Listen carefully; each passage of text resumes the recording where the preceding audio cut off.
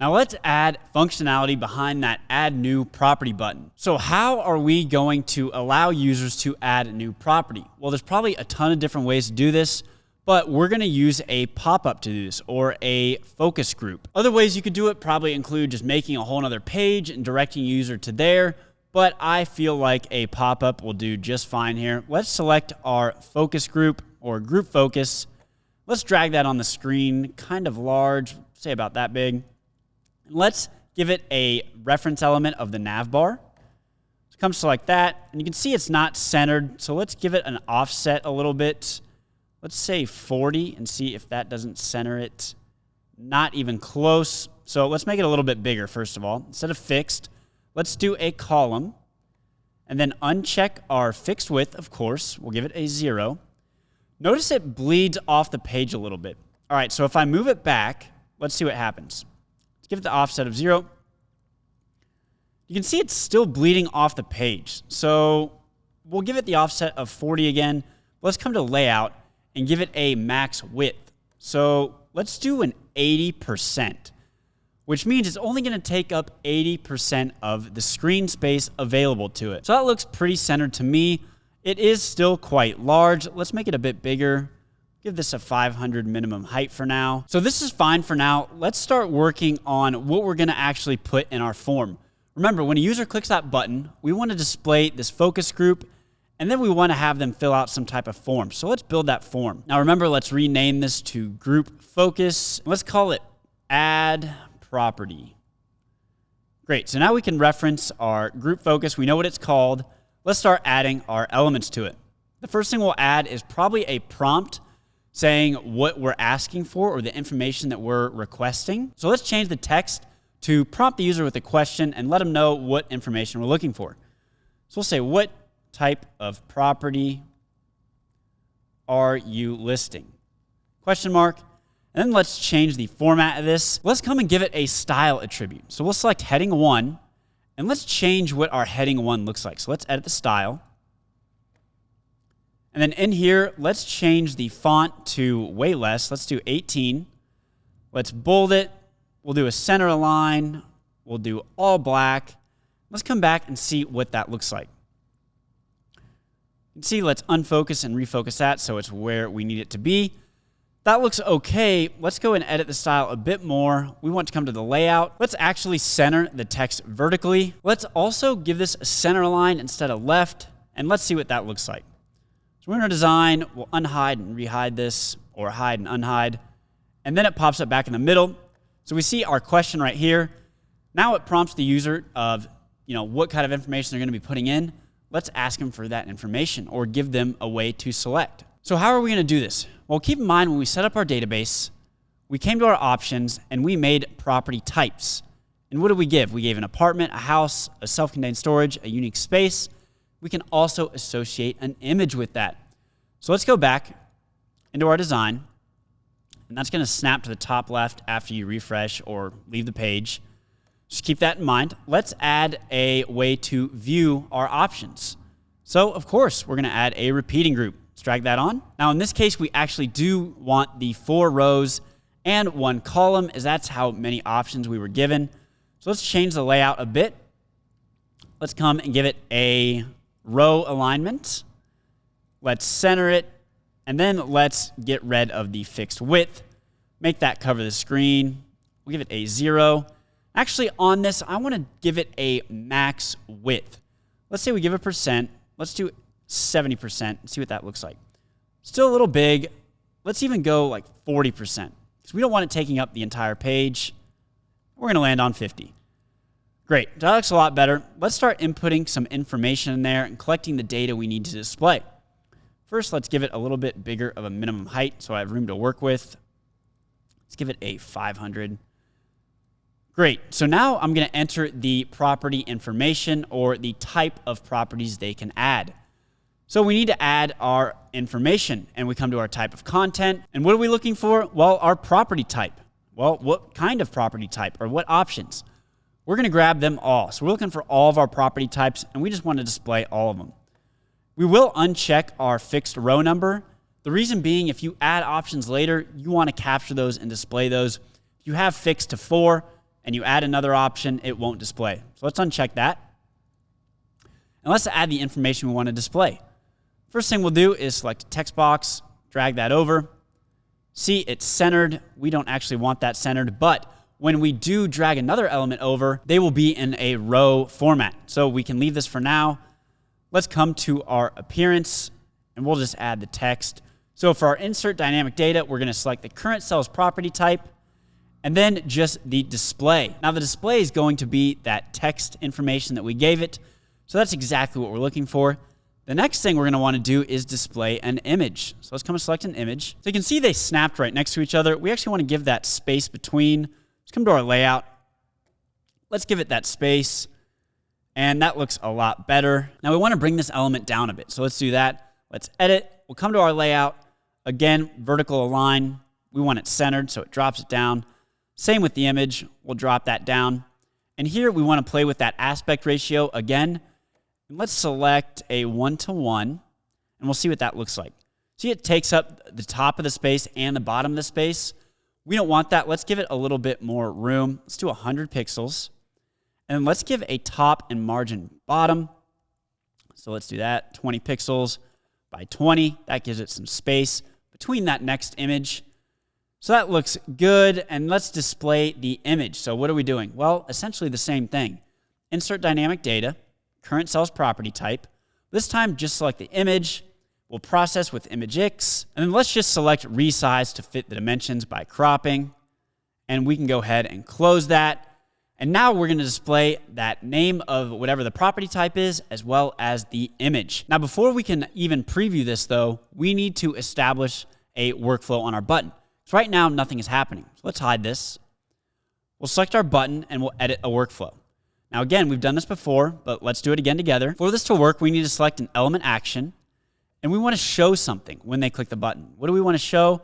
Well, we want to show that repeating focus group. So you'll come and select your group focus, add property, and we could add a conditional there, and we probably should. We're going to skip that for now. Let's go to our design and preview what happens. So we'll select add a new property, and then you can see our box comes up, and you have our images, as well as the name. Now, this looks absolutely disgusting. So let's go back in our design and fix this. So we're in our design. Now you can see it's not centered. So let's fix that and change the offset. Let's give it like a 250 and see if that's like close to center. It looks pretty close, good enough for our purposes. Let's change this now to take up a bit more of the width. So let's do that. Let's add our layout. And we'll come here to our max width of 50%. Let's change that width from 50% to unlimited. And then it's going to take up as much space as required. But you can see now it's touching the right side. So let's give it that 40 right. Perfect. So that looks a lot better. The other thing I want to do is give it a border of some sort. So we'll edit. And we'll come to our appearance. Let's see what we can't do with the border. Right now there is none. Let's do a solid. Let's do some roundness. So we'll give it a 10 pixel roundness, maybe even more defined. Let's do 20. Then for the shadow style, let's do outset. We'll leave as is. And let's see what that looks like now. See if it doesn't come off the page a bit and look a little better. So come out of debug mode. Add a new property.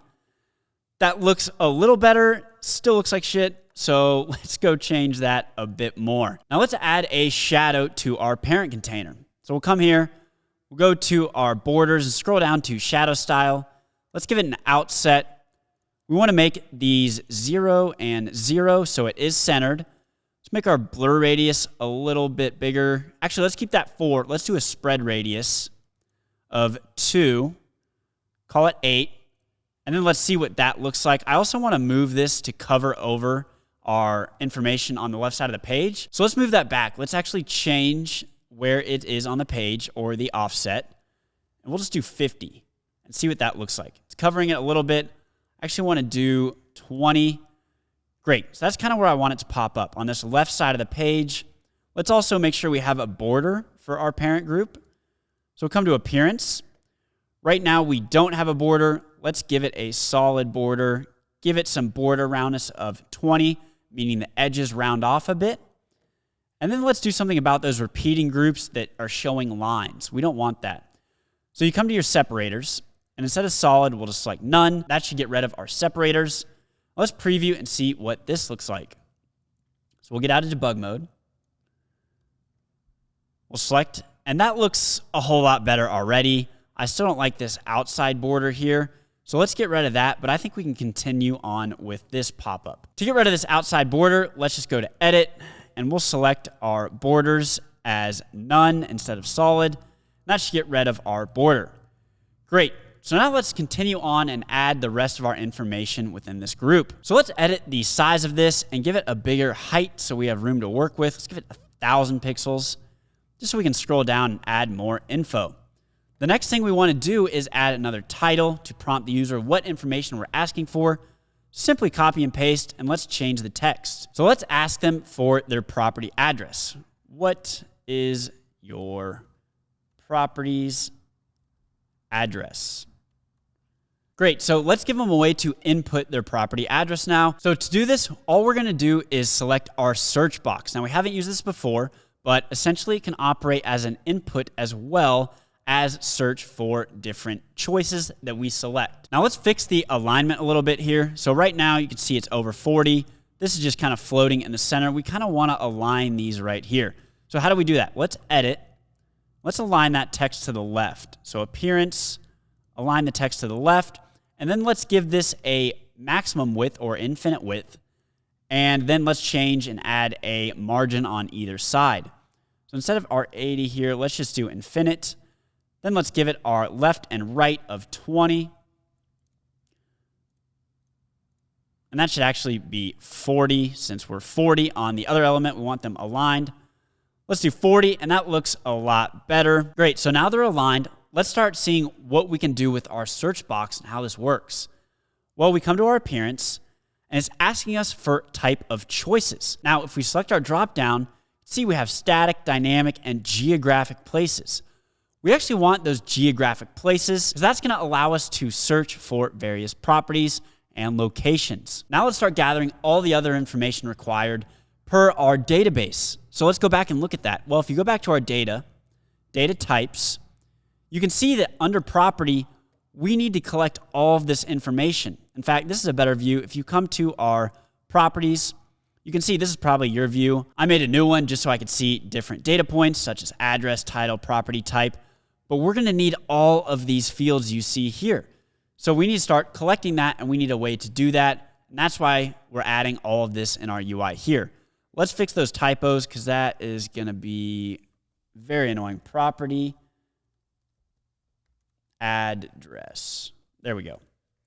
Now let's move on. What's the next thing we're going to collect? We're probably going to ask them how many guests are allowed to stay at this property. So again, let's copy and paste the text box, change the text. What is your capacity for this property? Meaning how many guests can stay here. So what is your capacity for the property? So let's make a couple labels and input fields so a user can tell us exactly the capacity of the property. Now remember, we need a child count, adult count, room count, etc. So we need to add all of those fields. So let's start adding our inputs and text boxes so we can do this. We want to start with a group though, because remember, we're going to row each thing inside of a group and our parent is a column. So keep that in mind when you're building this. Let's drag a group on the page and let's format it a little bit. We'll come to layouts. Let's give it a row. We'll center align, get rid of that fixed width and make this min width a 0. Then let's give it that 40 pixel left and right. And that looks a lot better already. Now let's input our text and our input box. So we'll have a text and then we'll have an input. So let's find our input box and this is where they'll type in that number. So we'll have that there and we'll have our input. Let's give a space between. So we'll come to our layout. We'll give it that space so they're evenly distributed apart from each other. Now we want to vertically align. So we'll vertically align both elements and then let's fix that width. So right now the width is fixed. Let's uncheck, give it that 0. And you can see it pushes this all the way to the end, but it's taking up a lot of space. So let's fix that as well. We want this to be not a fixed width. We want it to be a 0 pixel min. That looks a ton better. So they're taking up 50-50, evenly spaced out. Let's change the text, and we'll just say we're looking for adult information. So adults, or we'll say number of adults. Great, so they can put the number of adults that they can fit in that property right here. Now the type of content is actually going to be a number, so make sure you do that. We'll select integer. Now they should be able to type a number, and they see number of adults. Let's actually make the text a little bit bigger here. Let's give it an 18, and let's see what bolding it looks like. Yep, that looks a lot better. So now we can just copy this group and paste it a bunch of times. So we'll paste. Now we've run out of space, so let's make our parent a little bit bigger. Instead of 1,000, let's do 2,000, because we're going to need a lot of space. Now, we will be adding a scroll bar to this, so we're actually not going to be using all of this space. It's going to be able to scroll once it hits a certain point. But let's keep moving on and adding what we need here. So we have number of adults. Let's paste it one more time. So we'll do number of children.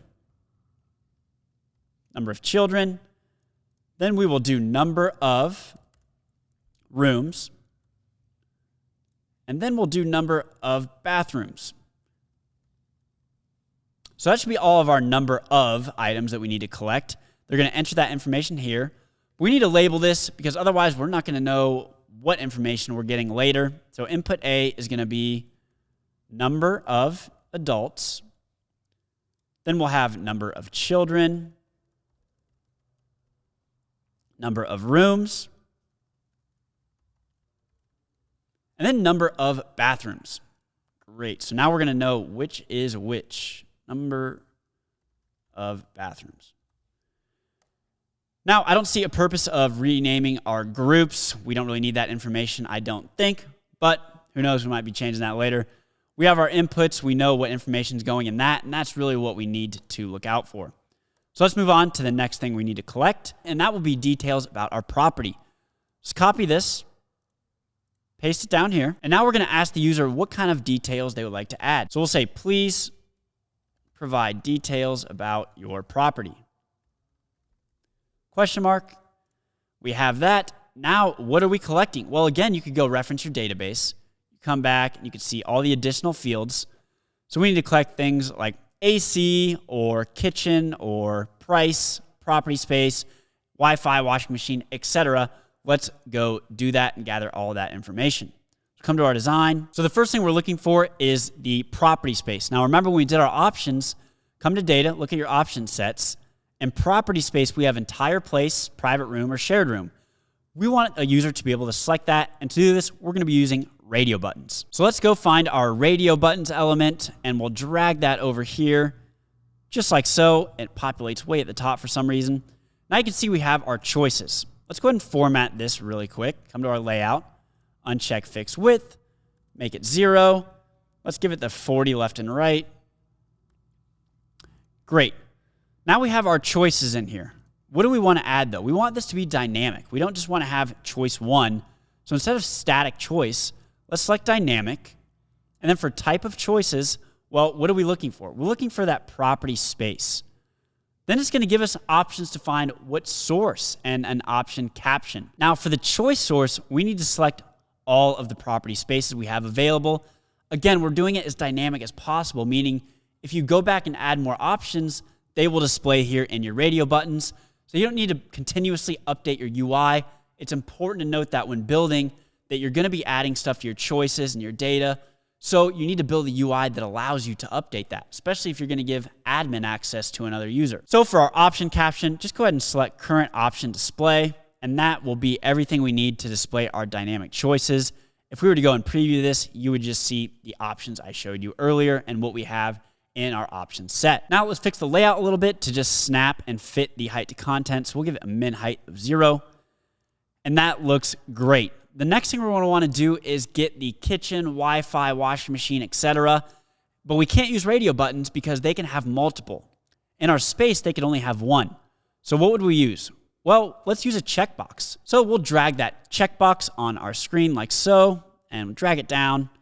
Let's give it some space in between. So let's give it a 20 top margin. And then for the bottom, we'll also give it 20. Left and right will still be that 40, of course. So it's nice and even. Now let's edit that checkbox. So we'll come and edit the checkbox itself. We won't make it a fixed width. We'll give it a 0 min width, just like so. And now let's edit what is actually going to be displayed. So the labels are actually going to be the same, meaning we just need to see if they have AC, and that will be label 1. So if they check this and they get AC, let's remember to change that height. So we'll give this a 0 min height. That looks great. So let's just copy and paste this. Boom, boom, boom. Now you can see there's a bit of a distance between them. We actually don't want that. Let's get rid of that 20 pixel margin on the bottom. And then for top and bottom on the rest of them, let's just change it to 0 so they're right next to each other. Layout 0, 0, 0, and 0. Great. That looks a lot better. They can check these. Let's change the title of each one. So we'll have kitchen. We'll have washing machine. And then we'll have Wi-Fi. Great, so we have all the information. Now, when a user checks this, we're not ready to update our database yet, but essentially when a user checks one of these boxes, we will update the database to reflect that value. Now, we're almost done with our UI. I know this takes some time to set up, so just bear with me, and let's keep moving forward. And to save time, let's actually copy and paste some of our elements up here. So we'll copy, paste, and paste. Let's give this some top margin and just space between it from the other group. Right now it has none on the top and bottom, so let's go to layout. Let's give it a 20 top and bottom. That gives some distance between the two. Now what we can do is just change the text, and let's say enter your property title. Great, so enter your property title, and what else do we need? Well, we allow them to enter a description, so enter your property description. Great, so we have these created, but remember we made this an integer. We do want to have that as a text in this case. So make sure you change those, and we're all set with our property title and description. Let's move on to our categories. So let's copy another element just to save time. We'll copy and paste this down here. Let's change it up a little bit on the layout because it's taking up quite a bit of room.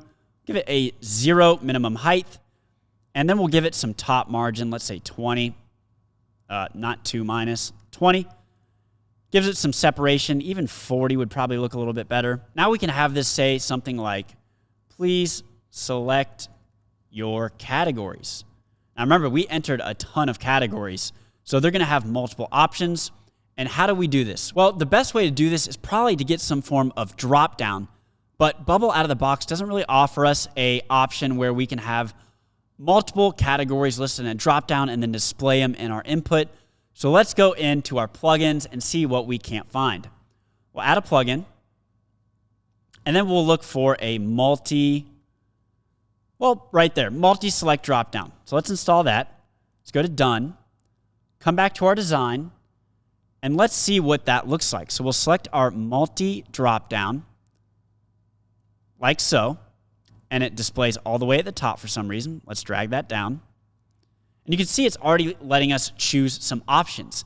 We have a lot of options to choose from. Before we get into that, let's go to our layout. Of course, let's fix all of this again. You're going to be doing this a lot, so you're going to be getting good at it. Let's go to our margins, give it the 40 left and right. And then it should be even with our text box. That looks way better. Now let's see what options we have available to us. So you can see right now it has static choices. Probably never going to want static, so let's do dynamic. Now you can see it's letting us select type of choices. Let's see what our options are. Well, we're in our category, so we probably want our category. And then we probably want all of the categories associated with our option set. So that's great. Let's select all of our options. And then for our display, we simply want to select the current options display, and that should list all of the categories that we may select. Now we're almost done. We just need to capture that price per night, as well as the images that get uploaded. So let's copy this title, paste it down here, change the text, and say, please enter your price per night. Like so. So let's just copy an input now, and we'll paste it down here. And all we need to do is change the layout a little bit, come to your layout, and we'll change the margins. We'll give it that 40 left and right. Now somebody should be able to enter a price, But let's go change what type of format the content is. So right now it is text. Let's see if we can't find a price or currency. We do have currency. Let's select that with a dollar. Always show decimals. We don't need to include that for now. We just want them to enter a price and us be able to capture that info.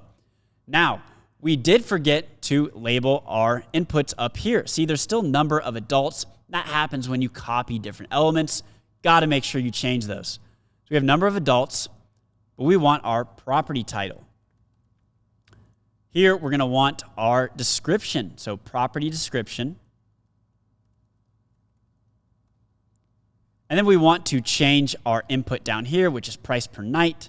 So we can just do PPN, and then we'll know what information we're selecting when we're updating our database. Now we need to capture the images that users can upload. Again, we're in a situation where Bubble really doesn't offer us exactly what we need. We need to be able to upload multiple images. So again, let's come to our plugin. Let's see what we have available. We'll do multi. You can see we have this multi-file uploader. Exactly what we want. So let's download that. Let's come back to our design. Now, before we use that uploader, let's just copy and paste one of these texts so we can prompt the user with what they're doing. We'll say, please upload all of your property images. Say something like, please upload property images. That way they know what they're uploading. Then we can use our multi-file uploader to capture those. So drag that on your screen. Bubble conveniently places it at some random spot. Of course, let's drag it down right there, and let's fix the layout just a little bit. Uncheck our fixed width. Give it that 0. Give it our margins, 40 left, 40 right. Let's give it a top of 20. That looks a lot better, so they can drag and drop files here. And then the last thing we want to do is have some sort of submit button. So again, let's make our group a little bigger, just so we have some space to work with. 2000s to 2100.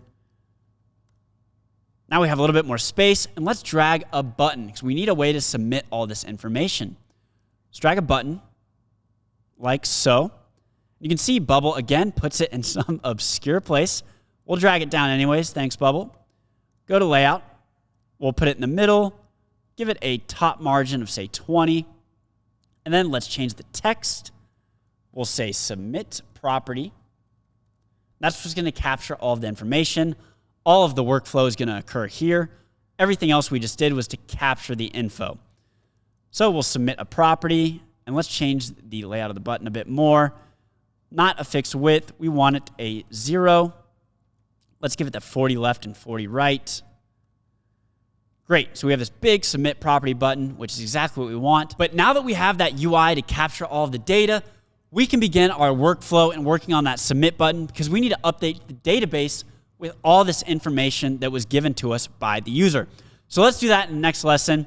Honestly, on this one, if you need a break, go for that walk, grab another coffee, but let's sit down and update our submit property button. So I'll see you in the next lesson for that.